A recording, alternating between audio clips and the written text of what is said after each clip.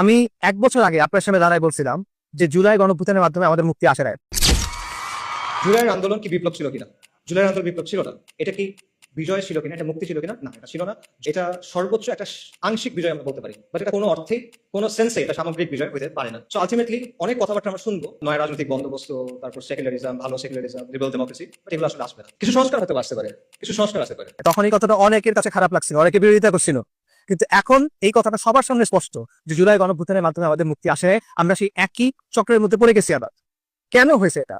কারণটা হলো আমরা মুক্তির ভুল সংজ্ঞা নিচ্ছি, আমরা ভুল জায়গায় মুক্তি খুঁজতেছি, আমরা মুক্তির সংজ্ঞা নিচ্ছি পশ্চিমের কাছ থেকে। এই জন্য কখনো আমরা মুক্ত তো হইতেই পারতেছি না, কখনো আমরা ভারতের গোলামি করতেছি, কখনো আমরা আমেরিকার গোলামি করতেছি। মুক্তির সংজ্ঞা আল্লাহ আযজা ওয়া জাল্লা আপনাকে কোরআনে বলছে, আল্লাহু ওয়ালিয়ুল্লাযিনা আমানু ইখরিজুহুম মিনাজ যুলুমাতি ইলান নূর। আল্লাহ হলেন মুমিনদের ওয়ালি, তিনি মুমিনদেরকে অন্ধকার থেকে বের করে আলোর দিকে আনেন। আর কাফেরদের ওয়ালি হলো তাগুত, যে তাদেরকে আলো থেকে অন্ধকারের দিকে নিয়ে যায়। উলাইকা আসহাবুন নার হুম ফিহা খালিদুন। আপনি মুক্তির সংজ্ঞা নিচ্ছেন তাগুতের কাছ থেকে, আপনি তাগুতের অনুসরণ করছেন, এবং তাগুত আপনাকে অন্ধকার থেকে আরো অন্ধকারের দিকে নিয়ে যাচ্ছে। মুক্তির মানে কি? মুক্তির মানে হলো আপনি আল্লাহ সন্তুষ্টি অর্জন করবেন, আপনি আখিরাতে নাজাত পাবেন, এবং দুনিয়াতে আপনি ওই জিনিসটা বাস্তবায়ন করবেন যেটা আল্লাহ বাস্তবায়ন করাইতে চান। বুঝছেন? সাহাবী রবি ইবনে আমর রাদিয়াল্লাহু আনহু, উনি পারস্যের সেনাপতি রুস্তমের কাছে কি বলছেন? এই কথাই তো বলছেন। তাকে প্রশ্ন করা হয়েছে, তোমরা এখানে কেন আসছো? তিনি বলছেন, আমাদেরকে আল্লাহ পাঠাইছেন। কেন?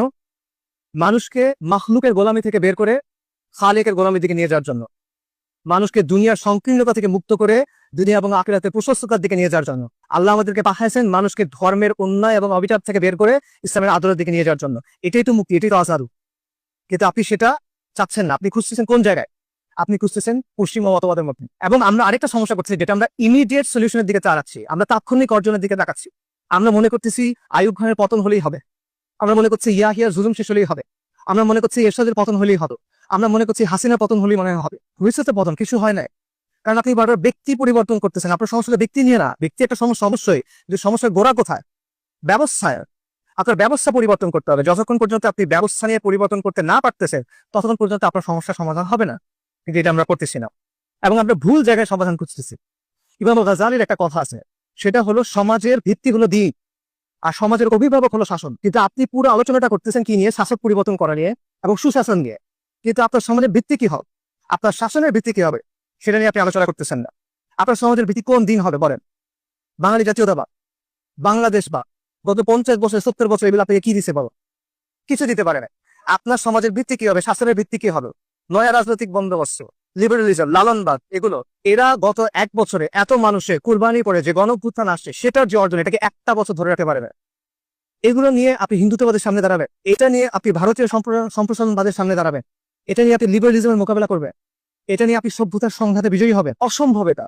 যদি এইসব লোক আর আদর্শ নিয়ে আপনি সভ্যতার সংঘাতে হাজির হন, আপনার অস্তিত্বই থাকবে না। এবং এই দিকে আমরা আগায় যাচ্ছি।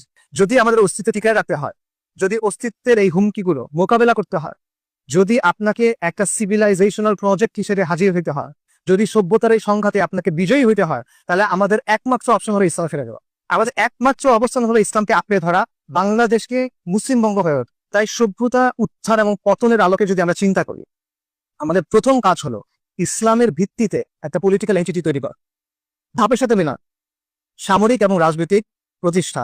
এটা হলো প্রথম ধাপ। এমন একটা পলিটিক্যাল এন্টিটি যেটা এই জাহিলি বিশ্ব ব্যবস্থা, এই রাজ্জালি বিশ্ব ব্যবস্থার নিয়ন্ত্রণ থেকে মুক্ত। তার মানে কি আমাদের ডিগ্রির দরকার নাই, আমাদের প্রযুক্তির দরকার নাই, নিউক্লিয়ার বমের দরকার নাই, ড্রোনসের দরকার নাই, ব্যবসা বাণিজ্যের দরকার নাই? অবশ্যই আছে, অবশ্যই আছে। কিন্তু এগুলা হবে আপনার এই পলিটিক্যাল এন্টিটি তৈরি হওয়ার পরে, এর আগে না। কারণ এর আগে আপনি যা কিছু তৈরি করেন, সেটা নিয়ন্ত্রণ কার হাতে? এই বিশ্ব ব্যবস্থার হাতে। কোনো লাভ নাই, আপনি যা কিছু তৈরি করেন কোনো লাভ হচ্ছে না। আরবের এই যে এত বিলিয়ন ট্রিলিয়ন ডলার, এটা উম্মদের কি কাজে লাগতেছে বড়? এটা লাগতেছে না, কারণ সে বিশ্ব ব্যবস্থার নিয়ন্ত্রণ থেকে বের হতে পারে না। আর এই যে পরিবর্তনের প্রক্রিয়া, এটা শুরু হবে কিভাবে? আবারও যান, ওই ধাপে যান। প্রথম ধাপটা কি? The age of pioneers. অগ্রপথিক লাগবে, আদর্শ লাগবে, মিশন লাগবে।